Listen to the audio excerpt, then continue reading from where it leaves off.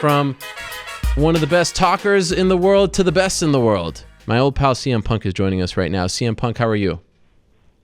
I'm good. I'm a little upset that I'm interrupting and I guess technically ending the Renzo Gracie interview because that just sucks. I'd rather just listen to him. How inspiring is that, man? Right? Don't you feel like going on a run right now or doing a few rounds? I mean, he gets me so damn excited. I wish I could go on a run right now. Yeah, he's great. He's great to listen to, and the nicest guy in the world too.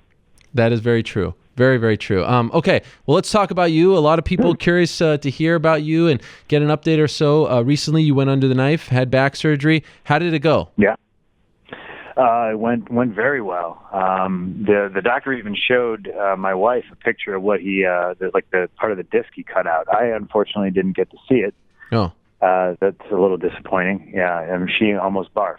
So it went really well. I woke up in the hospital and I was immediately pain-free. I could tell right away. So wait, why couldn't they take a picture or show it to you? You couldn't see it after the fact? Well, I don't know. I was anesthetized, so I was still sleeping, and right. He immediately when he was like, oh hey, he emerged from surgery and was like, okay, he's done. He's in the recovery room. It all went well. Hey, check this out, and shoved the phone in her face, and she was like, ugh. Wow. Which is it's pretty cool. But I didn't know until I was awake, and he was already probably operating on somebody else, so I didn't get a chance to see it. Maybe I'll try to ask him. I'm seeing him tomorrow. Oh, okay. Well, first things first, how serious was the surgery? I mean, was there a chance that this would end your athletic career? I mean, you hear back surgery, that's kind of scary stuff. How serious was it? Yeah, as far as back surgery goes, I don't think it was the most serious thing, but it certainly wasn't a walk in the park either. I basically just had a herniated disc, and it was, I guess, pretty herniated. I don't know if you wanted to call it ruptured or whatever, but it was explained to me that the disc had herniated and it was pushing on a nerve, and that was pretty much the source of all my troubles. Wow.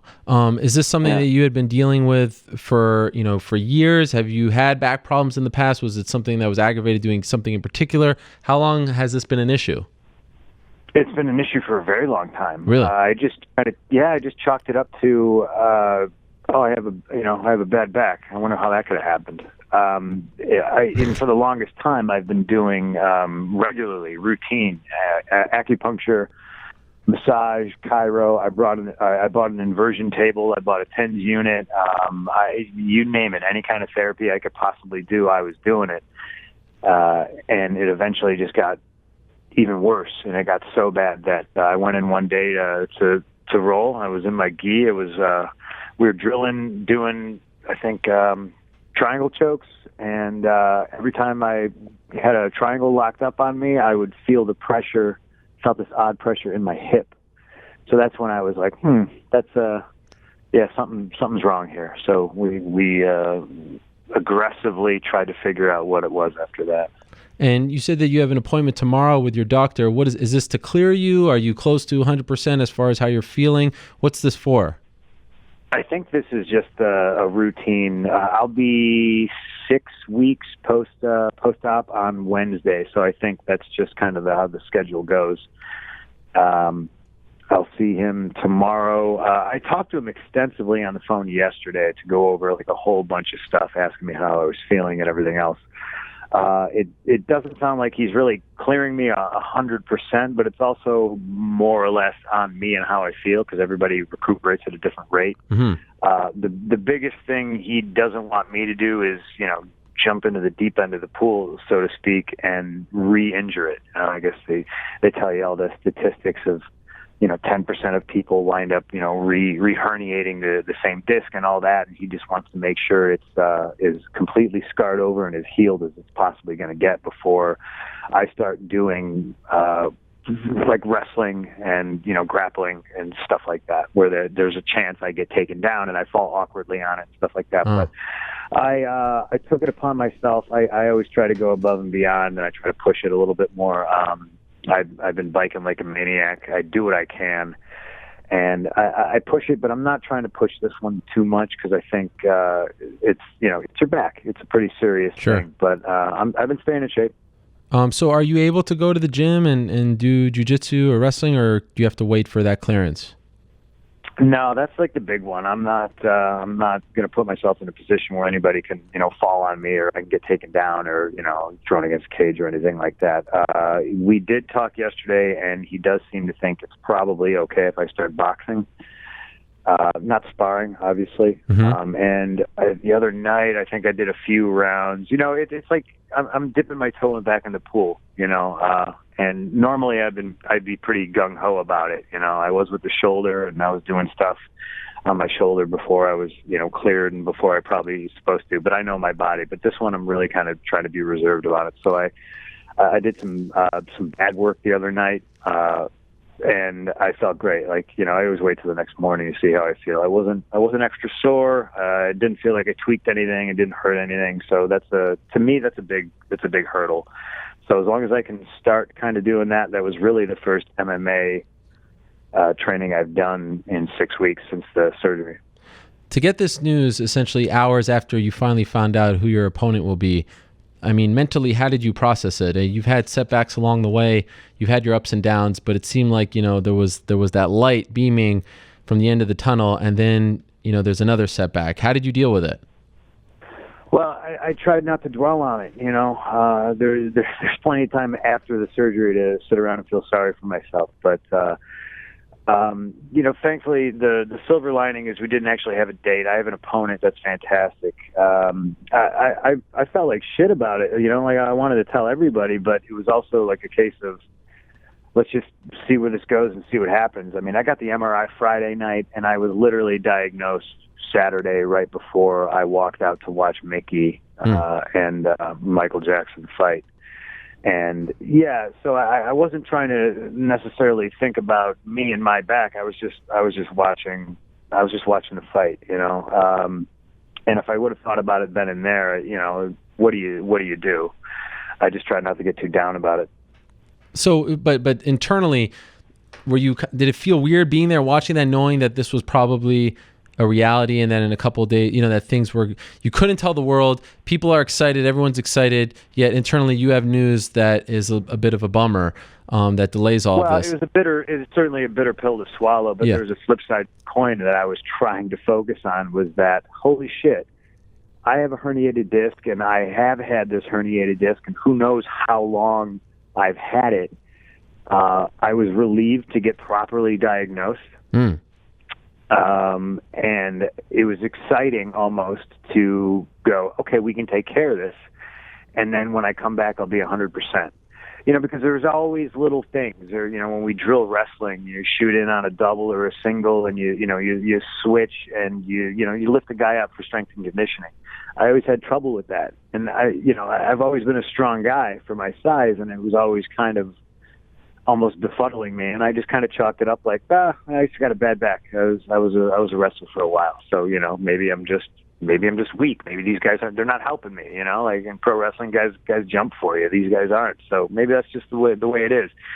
I would, if I got taken down, sometimes that put me on the shelf for like a couple of days. So it was a relief to go, oh, wow, remember that when that happened in the gym, or remember when I did this. And there's been things that I've omitted from training just because it bothered me. On days where I would work on kicks all day, like it fucked me up the next day. And now we've taken care of it, and that won't happen anymore. So that, I was really in that moment when I was watching the fight, just kind of excited for, oh man, let's fix this.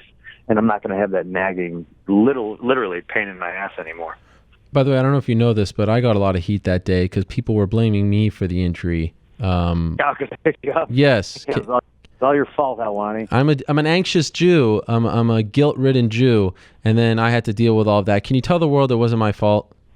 Oh, you're in the wrong job if you're an anxious Jew, or you just don't listen to what other people say. No, it wasn't your fault. Thank you. There's this little thing I did for 20 years prior to me lifting you up on that night of pro wrestling. It might have had something more to do with my back injury than me lifting you up.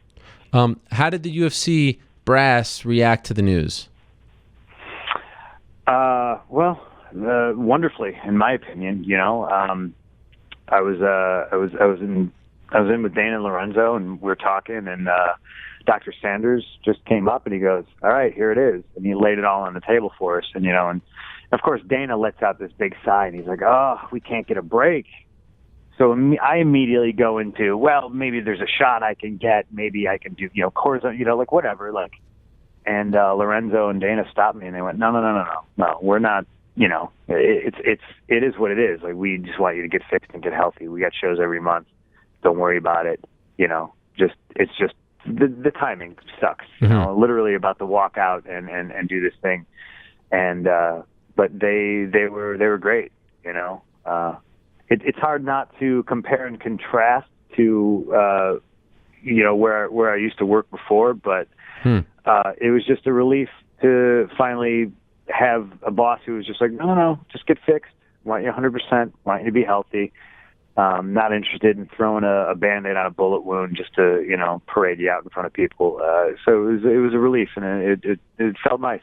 In the past, you were probably told, like, okay, 2 weeks, we'll see you. Take a week off, right? Get in front of the people. 2 weeks would have been a vacation. Yeah. Yeah.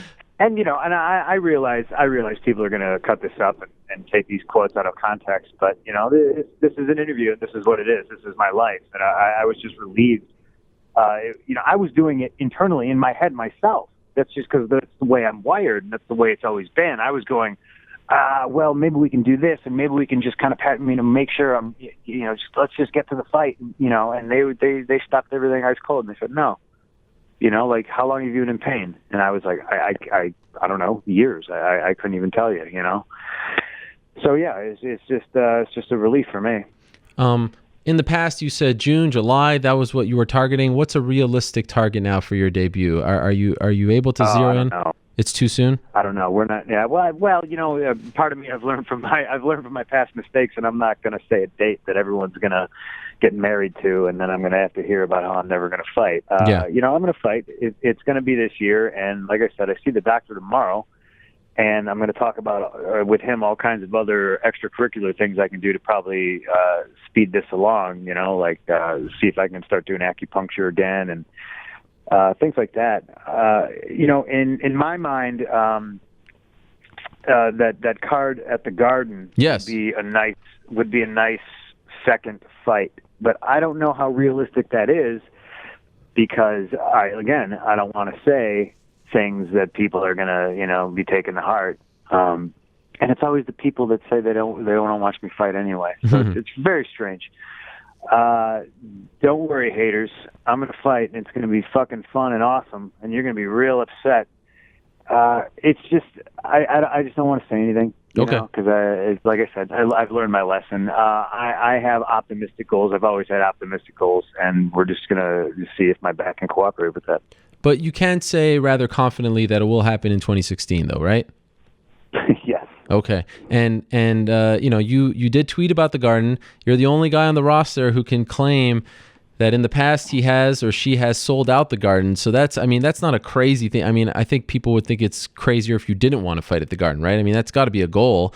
That's understandable. But the fact that you say it's your second fight and not your first, I think is very interesting. So we can see 2 fights in the span of 7 months here. At least that's something that you're thinking. It's something I want for sure. And yeah, I think it's great that MMA finally got legalized in New York. I think it's, I heard you talk to Henzo about it. I think it's ridiculous that it's taken this long. But just like he said, and this is something I say a lot too, he said just a couple decades ago, you couldn't shoot Elvis Presley, from the waist down. And this country, if you really think about it, segregation wasn't that long ago. But now we got MMA in New York, and I think it's very exciting. And I'm happy for all the fighters in New York who, now they might not have to get on a flight to fight, and they're where they live. I think that's super exciting. How often do you think about Mickey Gall? Oh, not often. I'm sure he's training his ass off as he should be, but it doesn't consume me or anything like that. I'm more concerned about what I do and the things I do. But just the fact that the difference now when we speak here today as opposed to in the past, there is a guy, there is a name, there is a face. That doesn't help fuel you. That doesn't give you. You don't start thinking about his one fight or looking at the first fight, it doesn't change at all? Doesn't make it more real? It doesn't help you get up in the morning? Nothing like that? No. It for sure definitely does. It lights a fire under your ass, but having back surgery, it kind of puts a damper on all that. So, I focus on positive things, and I tend to be internal, and I'm working right now to get back to 100%, and then I can worry about Mickey. Was there any talk, as far as you're concerned, of having him fight someone else while you recovered from the surgery? And if so, would you have been upset if that happened? No, nobody said anything like that to me about it. And if he wanted to fight somebody else, but I think if he fights somebody else and he loses, I think that I don't know if it hurts his chances, but I think it lessens the attraction, so to speak. I realize for him, I'm a pot of gold at the end of the rainbow. You know what I mean? I don't know if anybody wants to see him fight unless it's me, but I'm not stopping him. I get it. I know once I fight, I'm going to want to stay active. I'm not going to want to be one of these guys that takes, months off at a time and stuff like that, and everybody in my gym is like that. Everybody wants to stay ready and everybody wants to fight. And I just want to get the first one out of the way. Two last quick things. I know you had to take a bit of a pause on everything, but I've seen pictures of you training with the great Izzy Martinez. And of course, I know that you're training at Rufus Sport in Milwaukee. Have you zeroed in yet on who might be cornering you when you do fight? Do you know who those 3-4 people will be? Well, I think, the top two, it's going to be Duke and Daniel Wanderlei for sure. He's the Jujitsu coach, and he's amazing. I think the third person really kind of depends on who's on the card, who else is fighting, you know what I mean? Because for wrestling, it'd be either Ben or Izzy, and Ben's an active fighter still, so there might be a chance that he might not be able to corner me, you know what I mean? And I'm fortunate enough to be able to be like, oh, who could do it? Oh, it's Izzy. So, we'll have to see. But Coach Cush could also, great striking coach at Rufus Sport. I mean, hell, I could have any number of guys corner me. So there's definitely not a lack of depth on the team. And I know we were talking about dates and all that, and I respect the fact that you don't want to zero in. But is there any chance in the world, UFC 200, you fight on that one? It's still wide open. Is that a possibility at all, or is that too soon? What's the date? July 9th? July 9th, and it is almost April, right? Yeah. 3 days away. A 10% chance. Okay. I don't think. I'm leaning towards no, but you never know. And if my doctor's kind of steering me away from still doing anything that really kind of loads my spine and everything like that, I'm dying to deadlift and squat here. You know what I mean? Mm-hmm. But I'm not doing it because I don't want to jeopardize anything. So he cleared me. He cleared me to go ahead and box. So I'm probably going to just wind up focusing on that a little bit. Final thing, and I can't thank you enough for the time. Really, it means the world. I really appreciate you. Who's next? Whose time am I cutting into? Next we have UFC strawweight champion, one of our favorites, Joanna Jędrzejczyk. Let's wrap this up. This up. I don't need her beating the shit out of me. Come on. Okay. Just final thing. And this time I don't want to talk about the haters, Twitter, all that stuff, because we've exhausted that. But the fact that now the narrative has become like, will he fight? Not when will you fight? People questioning, will you fight? Do you internalize any of that? Do you use that as motivation? Do you listen to any of that anymore? Yeah, absolutely. I'm the kind of guy that focuses on positive stuff, because when you're alone and you're in your own thoughts, you can drive yourself crazy listening to the negative. But yeah, the negative stuff, the haters, that drives me. Proving people wrong is something I've done my entire life, and not only I think I'm good at it, it's fun. When you get people that say, "Oh, you can't do that," and I think it's more indicative. It's less about me, and it's more about their own insecurities. I really just want to show everybody the positive side of it. Yeah, fuck you. Yeah, we can do this. And, it's for every kid out there that's ever been told, no, you can't do something. And then they actually listen to that and they believe it. I've never been one that's believed it. More oftentimes than not, somebody tells me I can't do something. That makes me want to do it even more. But I also realize that when it's coming from a figure of authority, a parent, a teacher, or something like that, that can be really discouraging to kids, or even grown-ups, grown-ass people, So if anything, if anybody can take anything away from it is, hey, we all die. It's going to happen to all of us, and before that happens, just make sure you do everything you possibly can to make sure your life was meaningful and fun. Well, you know this, and I'll say it again. Wish you the very best. I hope that appointment goes well tomorrow. I can't wait. You got a fan in me, my man. I am anxiously awaiting this, and I know no one's, more excited about it all than you and your family. So get well soon. Again, appreciate the time. Appreciate you coming on. It means the world, and we'll talk to you very soon. Thank you so much. Yeah, anytime. Tell Joanna my wife loves her. I'll talk to you later, buddy. Okay, I will do that. There he is. The best in the world, CM Punk, joining us. A pleasure, as always, to talk to him. And I do echo those sentiments. Really appreciate him coming on and giving us an update on his condition.